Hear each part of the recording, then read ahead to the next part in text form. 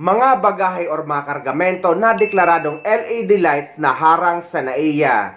Dahil ang nasabing mga bagahe or LED lights ay droga pala ang laman. Bistado sa NAIA ang syabong isinilid sa halos 200 imported na bumbilya. Ang halaga mga kapuso, mahigit 200 milyong piso. Nakatutok si Marisol Abdurrahman.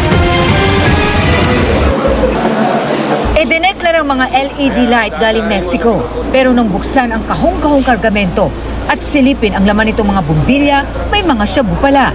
Sa pamamagitan ng ating mga X-ray machines, hindi talaga makakalusot. Ito ay shabu na nanggaling sa bansang Mexico.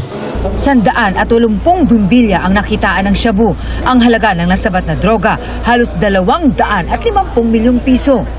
April 14 daw dumating sa bansa ang nasabing kargamento galing Mexico na itinuturing ng BOC na high-risk source. Sa Valenzuela City ang destinasyon nito base sa nakasulat na address sa consignee. So subject to further investigation with the intent of eventually magpa-file pa rin po tayo ng kaso once we really find out kung sino po yung tumbok na itong delivery nito dapat. Ayon sa customs, ito na ang pinakamalaking huli nila sa NAIA. Tuloy naman ang investigasyon para matukoy ang mga sangkot dito. Meron daw kayong nasabat na largest drug haul dyan sa NAIA. Pakikwento nyo nga ho sa amin paano ito natisod. Tama yan, Marlene, no? At unahin ko na, mag-shoutout muna ako kay Jessie Cruz at napakaganda nung kanyang title sa inyong news report, yung sa Bumbilya. Bentang-benta sa atin yan. At na-highlight nito yung ating nasabat, no, ng ating NAIA District Collector, no? Yung ating NAIA BOC team, yung ating Illegal Drugs Task Force. Ito yung ating largest haul, no? Yung largest nating acquisition at apprehension ng droga sa NAIA. At ito ay bunsod ng ating pinaigting ng pagmamonitor ng ating X-ray. At nung nakita nating merong mga kakaibang mga pakete, no, sa loob ng bumbilya, ay minarkahan ito at sinubject agad sa K9 verification, no? At na-verify naman ng K9 na may nilalamang droga ito, kung kaya't nagkaroon tayo ng 100% physical examination na nagresulta dito sa pagkakasabat ng mahigit 230 million mahigit na shabu, no, dito sa NAIA. Sir, pagalinaw, 230 million pesos, hindi po 250. 249 ang estimated value, okay. 249 million. Ayun. Sir, kailan pa dumating to sa Pilipinas, itong mga kontrabando na ito? Ang package ay na-subject kaagad ng nung April 14 pa, no? Nagkaroon kaagad tayo ng X-ray examination at verification ng ating K9 units sa pamamagitan ng PIDEA. At yung April 15 nga, dahil nga sa findings na ito, nagkaroon na tayo ng conduct ng 100% physical examination, no? Alam mo, napaka-creative ng mga nagpasok, no, nagtangka magpasok nito. Talagang nakapaloob pa siya doon sa pinaka-LED bulb, no? Talagang nakabalot siya sa loob ng LED bulb bago pinabit yung LED bulb. Kung kaya talagang nakatago ito doon sa pinakakatawan ng bumbilya, no? Tingin siguro nila, makakalus ito sa ating mga kawani. Pero yun nga, no? Sa pinaigting nating pagmamonitor ng ating X-ray team, talagang nahuli pa rin natin ang mga ganitong kontrabando. Ibig sabihin po, sir, kahit pala gaano nila isiksik yung shabu, we have the capability para i-monitor po, para ma-detect kung meron man mga kontrabando dito sa na ipinapasok. Ano ho? Tama yan, Michael, no? Kamakailan, nasa Clark tayo, yung droga naman doon ay, kung mai-imagine ninyo, nakapaloob doon sa spool ng wire, no? Yes. Kung saan mo binabalot yung wire, nakapaloob doon yung droga bago nila ito binalot ng wire. Nahuli natin yon. Nung kamakailan din sa airport, ito namang kakaibang nagtangka, no? Pinasok sa pamamagitan ng paggamit ng mga Biblia, no? Tinanggal na yung mga gitnang bahagi ng Biblia. Yung hindi mo aakalain, no? Tama. At yung kanyang pagsusuot pa ay mapagkakamalan mo pa siyang pari, no? So talagang nagiging creative ang ating mga smuggler ng mga ganitong kontrabando, pero patuloy pa rin, no, ang pinaigting na effort ng ating Bureau of Customs upang bantayan ang ating mga border para sa ganun ay hindi makapasok ang ganitong mga kontrabando sa ating bansa. Opo. Dito po sa nahuli nyo kamakailan, saan po galing ito at saan papunta? And ano yung efforts natin para mahahanap or mahuli naman yung pupuntahan dapat nito? Itong nahuli natin today, no, itong ating na-subject to media viewing today, galing po ito sa bansang Mexico, no? At ito naman ay merong consigning nakapangalan dito, no, sa Valenzuela City Sa pagkakaalam ko ay meron pa ring investigation na ginagawa rito. Pero alam nyo, Marlene, Mike, yan, no? Kadalasan kasi yan ang tanong, no, na bakit walang nahuhuli na consignee, no? O bakit kakaunti lamang. Oo nga. Pero sa totoo lang, ang ginagawa kasi talaga ng mga ito, fictitious yung mga pangalang ginagamit, no?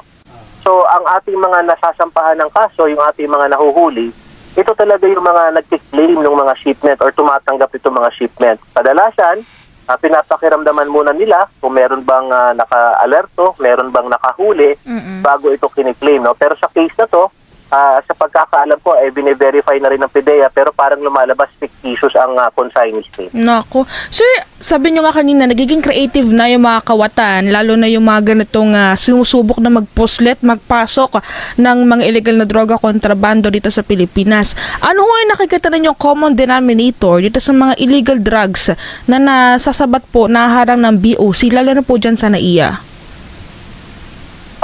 Well, in terms of common denominator, Marlene, no, medyo talagang ang common denominator lang dito, yung kagustuhan nilang kumita ng pera, no? Kasi alam naman natin, ang puhunan sa droga ay mababa, ay mataas, no?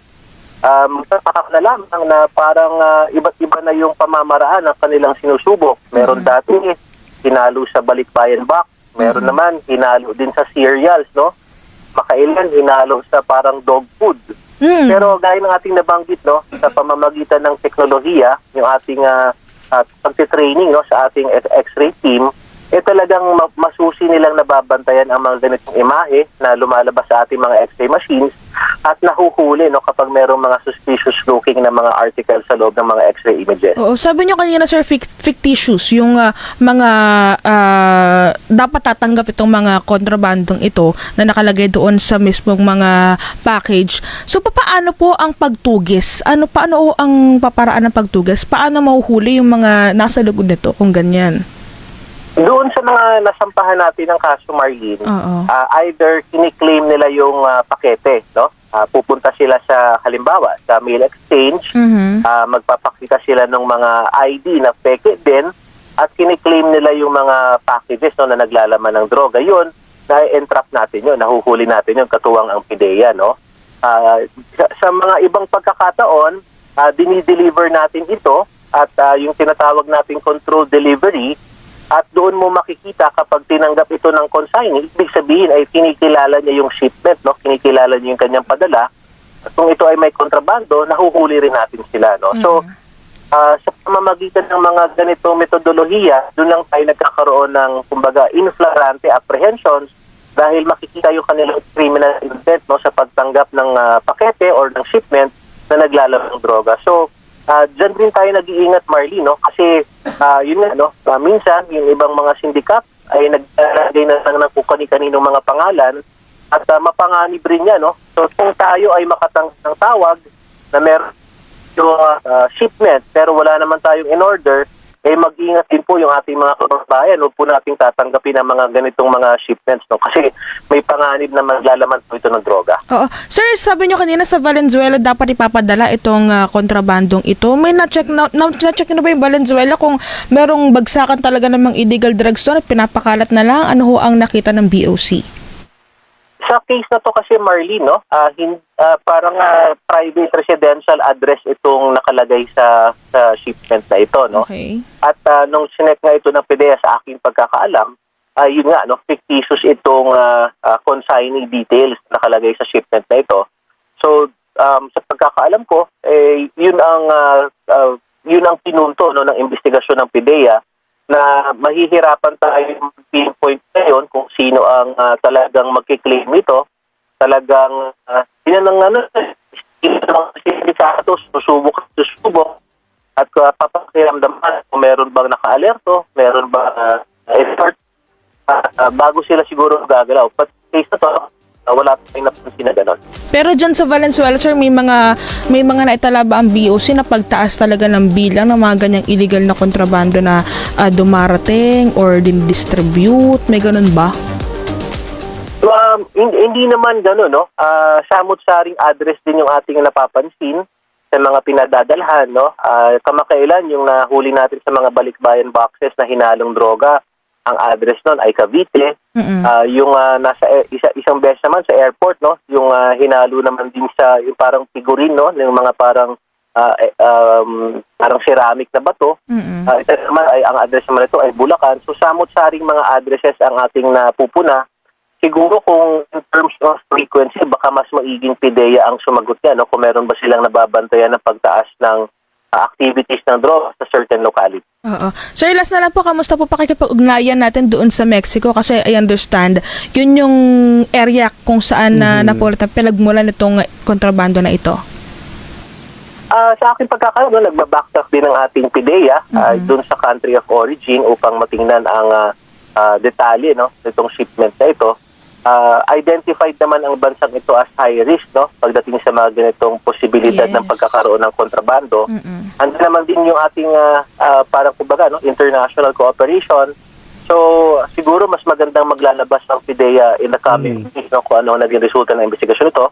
As far as the BOC is concerned, identified naman natin ang ating mga bansang high risk kung tawagin at minomonitor natin mas maigi ang mga shipments na bumumula sa mga bansang ito. At siguro sa taong ito at sa mga susunod pang taon ay papunta rin tayo sa modernization, no? So yung ating mga bibiling mga X-ray ay gagamit na rin ng AI na capability upang mas mapahigpit pa natin ang ating borders at nang sa ganun ay matiyak natin na walang kontrabando o drogang makakapasok sa ating bansa. Mahirap na lang din kasi magsalita dahil kung dito yan sa Middle East or dito sa United Arab Emirates at ganyan karami ay parusang kamatayan or death penalty ang ihatol or parusa sa mahuhuli. Pero sa Pilipinas ay kumpleto na nga sa detalye pero hindi pa rin alam kung sino ang huhulihin at kung mahuli man ay makakalaya pa rin. Kaya ang siste ay paulit-ulit lang at marami sa ating gobyerno or nasa pamahalaan na tutol or hindi pabor na bigatan ang parusa pagdating sa illegal na droga.